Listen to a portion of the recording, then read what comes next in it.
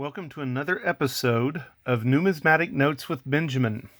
As a preface to this episode, I wanted to share some things that make me nostalgic, especially since I've been shut up at my house now for about 2 months. I absolutely love that I've been going on cruise ships enough that when I show up on my cruise ship and check into my room, there is a plate of chilled strawberries that have already been dipped in dark chocolate.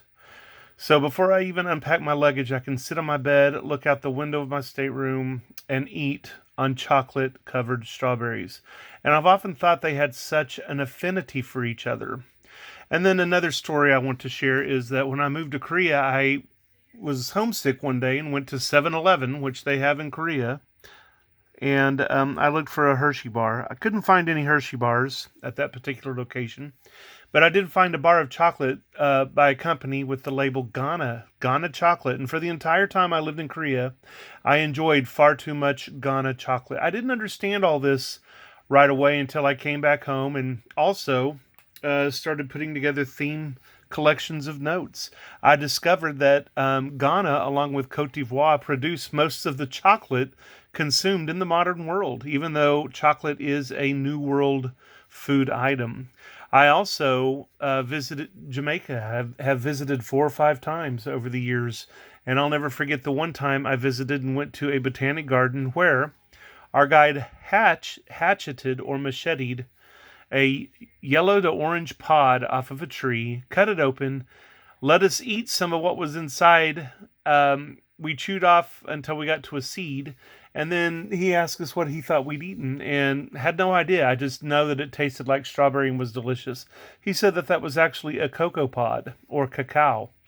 And when he macheted open the fruit, we ate the pulp, which was strawberry flavored, and the seed that we didn't consume is actually what they ferment and then dry and then turn into chocolate. So it makes a lot of sense that strawberry and chocolate have such a natural affinity for each other. And it also makes sense since a lot of slave labor, I'm sorry, it is what it is, a lot of slaves that still exist in Africa, and that most of the chocolate made for the modern world consumption is in the nations of Ghana and Cote d'Ivoire. There is a lot of chocolate produced by small farms as well. And the sad thing about it is, it makes life so much easier for me to endure because I have chocolate in it. But a lot of these farmers, and definitely the slaves who produce these chocolates, have absolutely no idea what the purpose of it is, nor have they ever even tasted it. And that makes me hard, or that makes me feel a lot of pain, and it makes it hard for me at a store to look at a bar of chocolate quite the same way. They are making some efforts to make sure that chocolate is grown without slave labor, but put that effort into getting rid of the slavery. Come on, people. I'm very excited to share with you this theme on banknotes, and it might as well be called Banknotes of Ghana, because except for this banknote of St. Thomas and Prince, every banknote I have to show you is from Ghana. I would have thought there would be some New World nations that had some chocolate themes on there, since chocolate seems to come from Ecuador and northern South America and southern Mexico and some of the Caribbean islands. But that is not the case as of yet. But I also know that most of my theme listings are not by any means complete. So it is entirely possible that in the future I'll do this listing, or I'll do this again, and we'll be able to have more nations than the ones I'm sharing with you today. Please enjoy this episode of Chocolate on Banknotes. Let's see. Unusually enough, this plant, which is in the Malvasia family, has flowers and fruit that appear directly on the trunk. This is meaningful to me here in Oklahoma because our state tree is a redbud, and it also flowers on the trunk. But you can see here, here's a tree, and here's the fruit just appearing right on the trunk of the tree. Very interesting.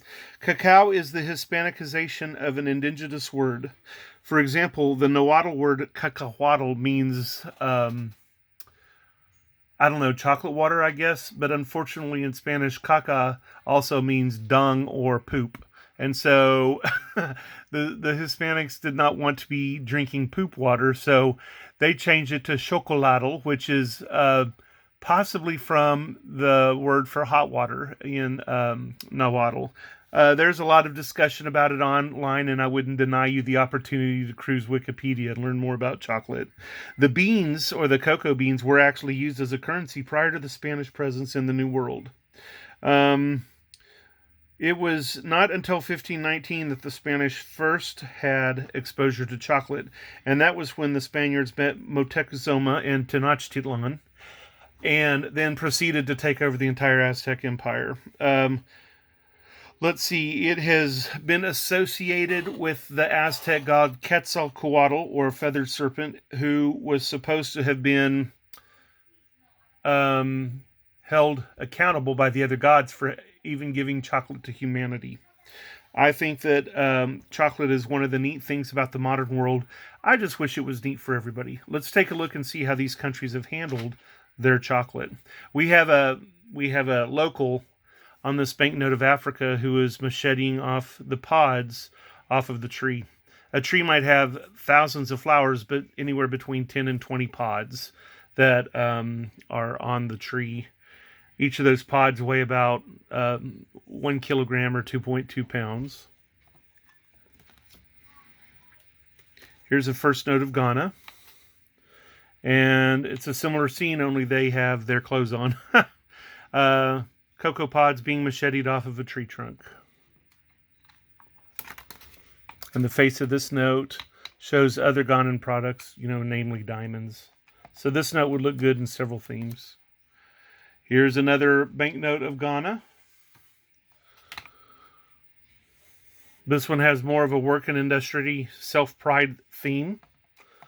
And then on the back, one of the central vignettes is of a cacao tree.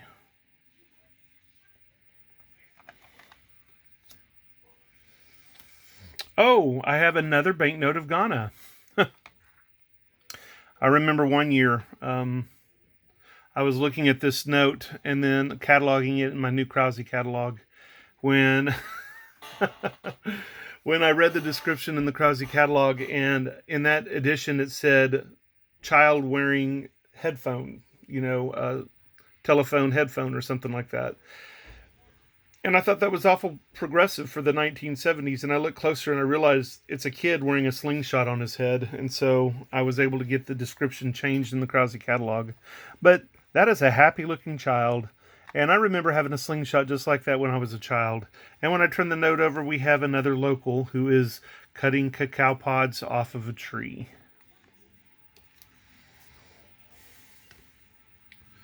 Here's another beautiful early seti from Ghana. Seti is the word that means shell, specifically a type of cowrie shell, which was used as a primitive currency in this part of the world. If you turn it over, you again see the cacao pod, and I'm not positive, but I suspect that vignette. Nope, it's different. Well, I don't know. It might be very similar to this vignette. May just be an exploded view of the drawing. I had never noticed that before. So much chocolate. I'm going to have to reward myself with some chocolate when all is said and done. Here's another banknote of Ghana with an older gentleman on it. And then here on the back we have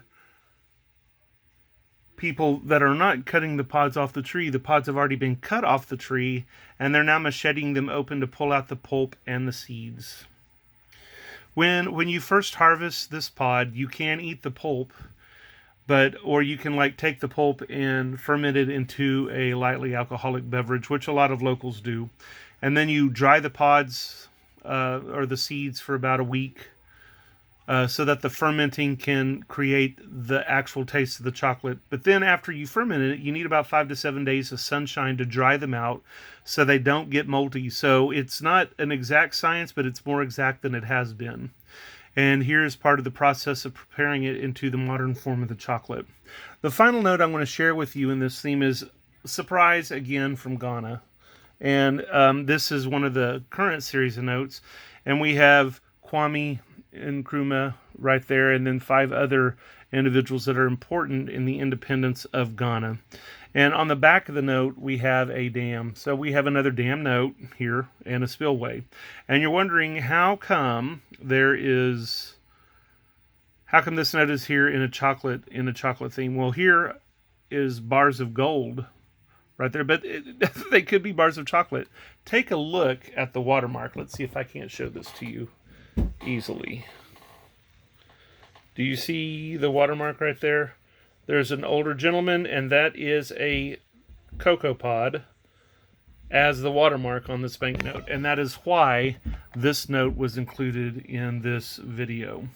I very much love chocolate. I am saddened by the role chocolate has in modern slavery that still exists in the continent of Africa, and it is my hope that those poor slaves will get their governments in action to help resolve this problem, like so many other places in the world have, whether belatedly or not late enough for some people's standards, have intervened to try to get this handled. This has been Numismatic Notes with Benjamin. Please like this page. Please comment. Please subscribe. And let me know what other themes you would like to have me go over. Please have conversations with me on the YouTube page. I very much like the world to be able to see our interactions and our conversations. And if you think there's a good place for me to post this, well, why don't you message me, or in your note to me, tell me where I should post these videos so that a lot more people can enjoy them. Have a jewel of a day.